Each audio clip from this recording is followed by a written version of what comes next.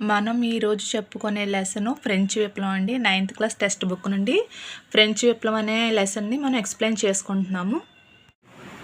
మనుగడ కోసం పోరాటం. ఈ పేరా గురించి చూద్దాం. 1715లో 23 మిలియన్లు ఉన్న ఫ్రాన్స్ జనాభా 1789 నాటికి 28 మిలియన్లకు పెరిగింది. దీనివల్ల ఆహార ధాన్యాల డిమాండ్ వేగంగా పెరిగింది. డిమాండ్కు తగ్గట్టుగా ధాన్యం ఉత్పత్తి పెరగలేదు. అధిక సంఖ్యాకుల ఆహారమైన రొట్టె ధరలు బాగా పెరిగాయి. చాలామంది కార్మికులు ఫ్యాక్టరీలలో పనిచేసేవారు. వేతనాలు యజమానే నిర్ధారించేవాడు. కానీ ధరల పెరుగుదలకు అనుగుణంగా వేతనాలు ఉండేవి కావు. దీనివలన పేదలు ధనికుల మధ్య అంతరం పెరిగింది. కరువు కాటకాల వలన పంట తగ్గినప్పుడల్లా పరిస్థితులు అధ్వానమయ్యేవి. ఇది జీవనాధార సంక్షోభానికి దారితీసింది. ఇది ప్రాచీన ఫ్రాన్స్ రాజ్యంలో తరచుగా సంభవించేది.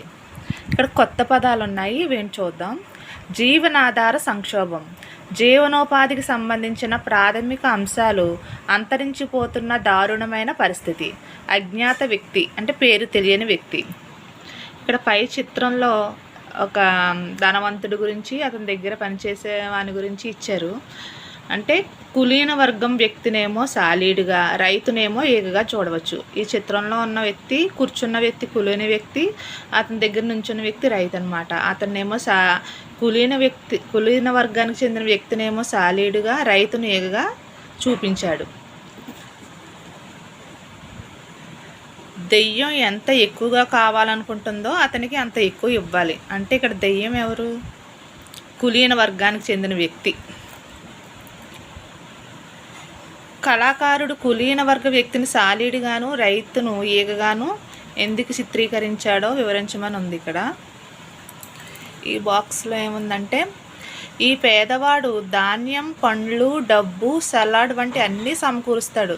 దర్పంగా కూర్చున్న ప్రభువు వాటిని అంగీకరించడానికి సిద్ధంగా ఉన్నాడు. తన చూపులతోనైనా అతన్ని అభినందించడానికి ఇష్టపడడు.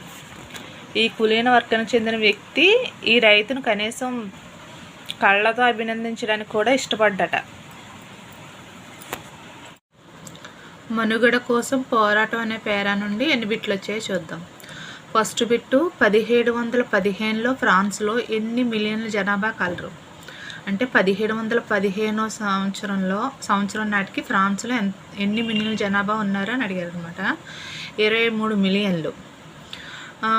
రెండో బిట్టు ఫ్రాన్స్ జనాభా 28 మిలియన్లు ఎప్పటికి చేరుకుంది. 1789 నాటికి జనాభా 28 మిలియన్లు పెరిగిందనమాట.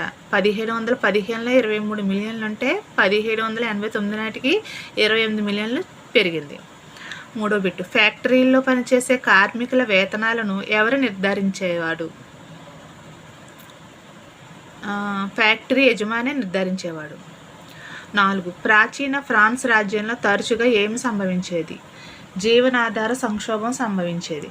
ప్రాచీన ఫ్రాన్స్ రాజ్యంలో తరచుగా జీవనాధార సంక్షోభం సంభవించేది. 5వ బిట్టు జీవనాధార సంక్షోభం అనగానేమి? జీవనోపాధికి సంబంధించిన ప్రాథమిక అంశాలు అంతరించిపోతున్న దారుణమైన పరిస్థితి. 6వ బిట్టు కళాకారుడు కులీన వర్గానికి చెందిన వ్యక్తిని, రైతును ఏ విధంగా చిత్రించాడు? కళాకారుడు కులీన వర్గానికి చెందిన వ్యక్తినేమో సాలీడుగాను, రైతునేమో ఏకగాను చిత్రించాడు. 7వ బిట్టు దెయ్యం ఎంత ఎక్కువగా కావాలనుకుంటుందో అతనికి అంత ఎక్కువ ఇవ్వాలి అని ఎవరిని గురించి చెప్పారు? కులీన వర్గానికి చెందిన వ్యక్తి గురించి చెప్పారు. 8వ బిట్టు రైతు ఇచ్చే ధాన్యం, పండ్లు, డబ్బు, సలాడు వంటివి తీసుకోవడానికి ఇష్టపడతారు, కానీ వారి చూపులతోనైనా రైతును అభినందించడానికి ఇష్టపడిన వారు ఎవరు? కులీన వర్గానికి చెందినవారు. మీకు ఈ వీడియో నచ్చితే నా ఛానల్కి లైక్ చేయండి, సపోర్ట్ చేయండి, సబ్స్క్రైబ్ చేయండి.